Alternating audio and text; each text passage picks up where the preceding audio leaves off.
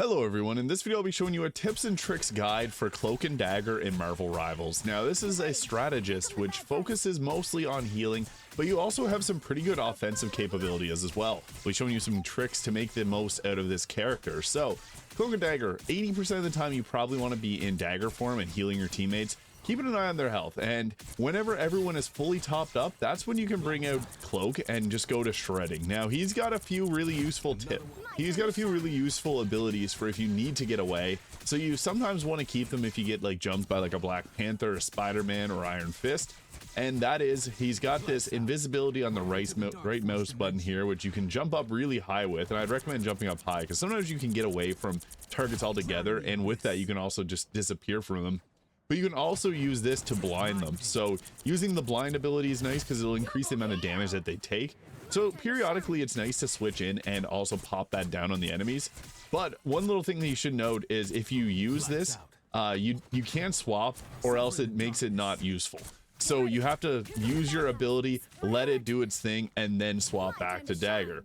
So whenever you're in dagger form, same thing with her healing, like her healing wall will get the most benefit there if you're able to apply it to everyone and then stay in dagger form for a few seconds afterwards. But one of dagger's most useful abilities is this right here, this healing bubble. So with the healing bubble, it'll just do a heal over time. This is your only way of healing yourself as well. So sometimes you just want to be able to save that for an opportunity where it's needed. So use it obviously when it's useful to use it. My recommendation is if you're playing on the like conquest payload maps, that it's really good to use on the payload itself, because you can just pop that down there and then your tanks will just run to it and stay safe with it. Another way you can actually heal really good is your ultimate. So with this, you go and leave a cloudy area on the ground, which will heal you over time for 220 health per second. And it also damages enemies. So you want to cover the area as much as you can, and then you can also stay in cloak form whenever you have this drop down. So I'd recommend dropping your ultimate, going into cloak, and then making sure that your teammates obviously stay in the healing zone. That's ideal. So it might be best to use it behind them and then go through your teammates so that they get the heal over time, and then go into where the enemy is so that you can apply damage over time and help with pushing. That's really the most useful benefit of the ultimate there, is getting able to do both of those there. But you want to be managing your cooldowns, because the wave here does a good amount of healing and increases the healing over time, but it's got a 12-second cooldown. And then with our healing bubble here, you can drop the healing bubble and it's got a 15-second cooldown there. So you kind of want to balance the two of these. Obviously use them when you need to use them. I'll be showing you some gameplay here on like sometimes I really did need to use them.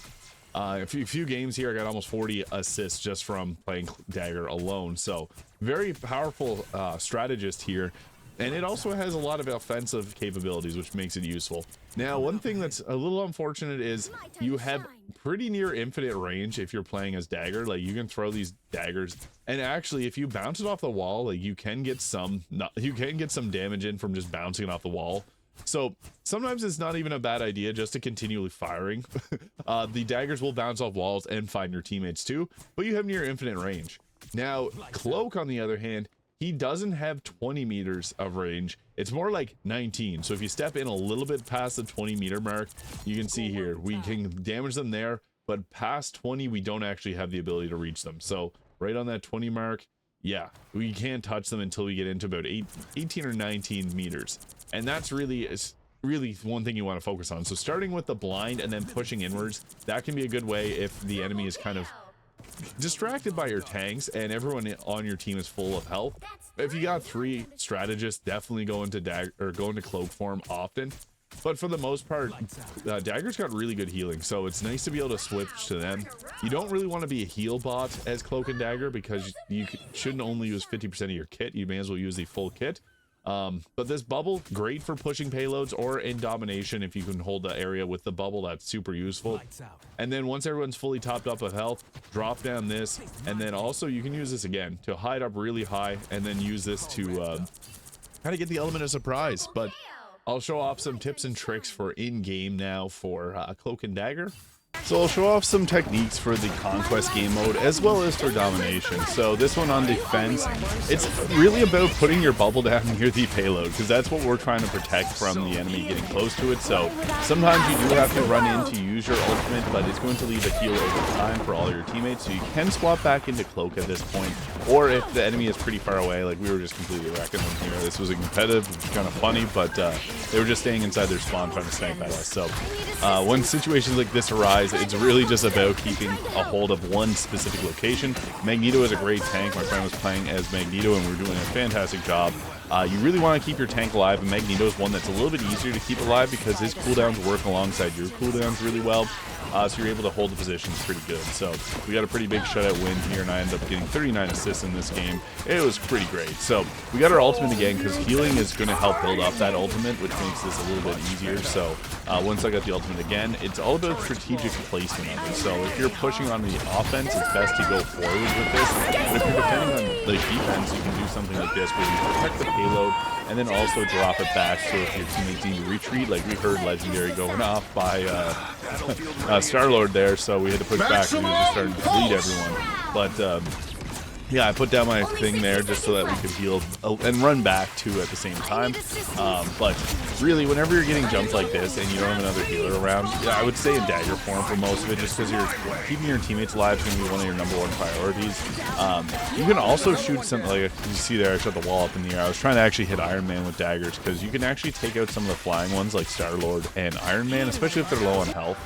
In this game, you can see there, 37 assists, 16 knockouts, 0 eliminations. I never got taken out once in that game.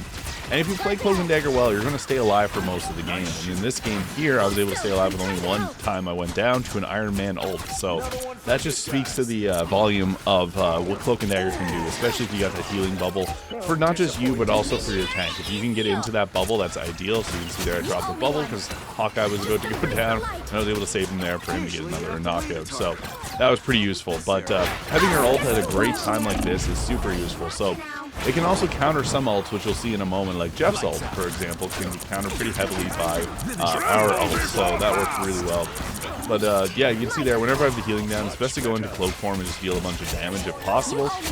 If your teammates are full of health, then that's really the best case you can go for. But on the domination style map, you're going to see that it's really important to have your ultimate set up in the correct place, which you'll see here in just a moment once you get attacked by a Jeff. So yeah, with that, I was able to get a few eliminations. Typically, the daggers are good for picking off any enemies that are, you know, going away at range, and Cloak's great for close range combat, and also just being able to blind your teammates. I popped down a bubble there, which was nice because it kept my team alive during Groot's ultimate, and here I got unfortunately captured by Jeff's ultimate, but the damage over time from that was able to take him out, so that was extremely useful. But there's some tips and tricks for Cloak and Dagger. If you have any questions, leave them in the comments. Try to get to them as quickly as possible, and hit the subscribe button below if you enjoyed this video. Thank you so much for watching. I hope you have an incredible day.